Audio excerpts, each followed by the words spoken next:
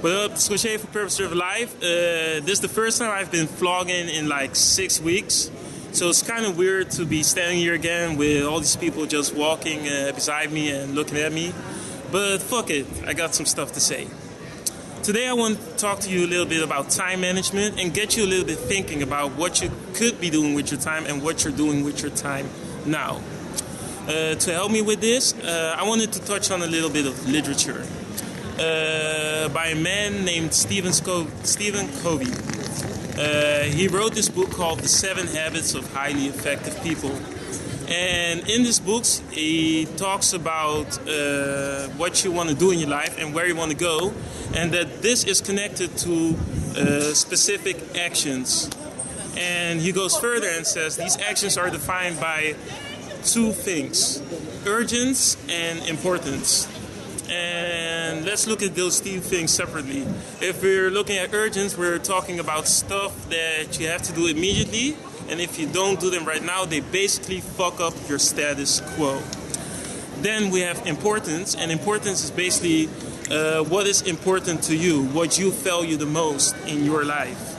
And what Stephen Covey does is he takes all these actions you basically do throughout your life and categorizes them in 4 different quadrants based on their levels of importance and urgency.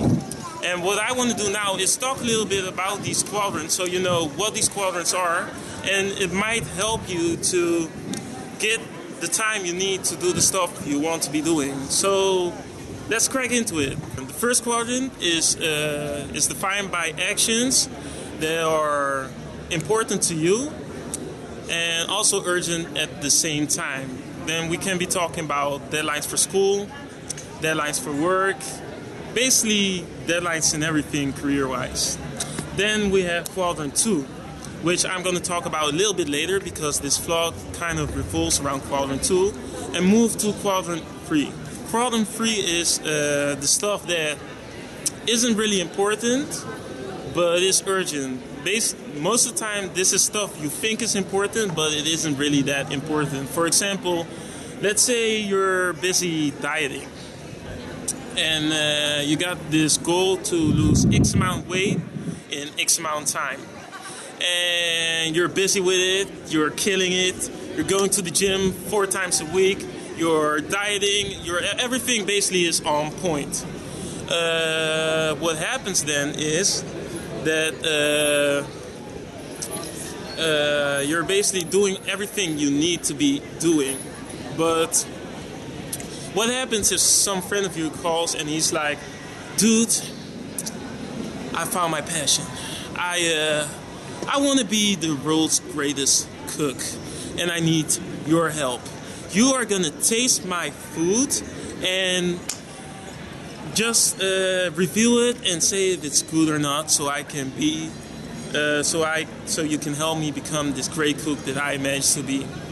What happens now in this situation? There's a contradiction in values, because on the one hand, you want to be dieting, you want to have that healthy life, but on the other hand, you don't want to disappoint your friend. So in these kind of situations, it's really important to know what your values are in life, what is important to you.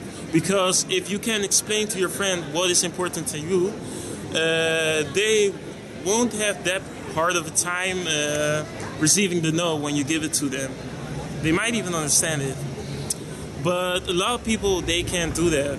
Like when I was young, I really had a hard time saying no to people, and this caused me to do a lot of stuff that I didn't actually want to do. So watch out for that. Then, now that we know what that is, let's move on to the 4th quadrant. The 4th quadrant is basically the stuff that isn't important and isn't urgent. Basically, this is the stuff that people do to relax, like watching television, doing trivia, spending your time on Facebook, Twitter, or Instagram. That kind of stuff. It's basically not helping you towards your goals unless you're into promoting your goals through Facebook, Twitter, or Instagram. In that case, promote all the way. But most of the time, it doesn't help you. And if you adapt your lifestyle towards it, it could ruin your life. So stay out of that. Now that we know those three quadrants, let's go to quadrant 2. Quadrant 2 are basically the actions you take that are really important to you, but they kind of lack the urgency. For example, let's take this blog. If I wouldn't make this blog today, would I die? No. Would my academic results decline if I would stop vlogging? Probably not. They might even increase. I don't know.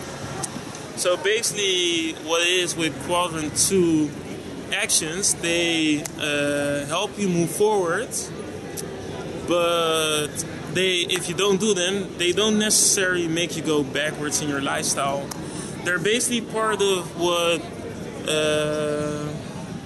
people would call actions that don't that you can do, but they don't really exert an evolutionary pressure on you. You don't need them to survive. But what's cool about quadrant 2 actions is they basically apply to the 20-80 rule. And for most people that don't know what the 20-80 rule is, it's kind of concept they use in self-development and also in business that says that 20% of the actions you take produce 80% of the results. And that's basically what you're doing when you're busy with quadrant 2. So try to spend most of your time in quadrant 2. And of course there are going to be hard times that you are in quadrant 1 and you're basically stuck with your deadlines and stuff. But what you can do is basically what, for example, Eric Thomas would say is work on your work and look at your process and look at little tweaks where you could better yourself and make your process faster so you don't have to spend that much time in quadrant 1. And basically, if you think about it, that on its own is a quadrant 2 action. So try doing that. That's all I want to say for today. This is Rocher from Purpose Driven Life. Keep at it.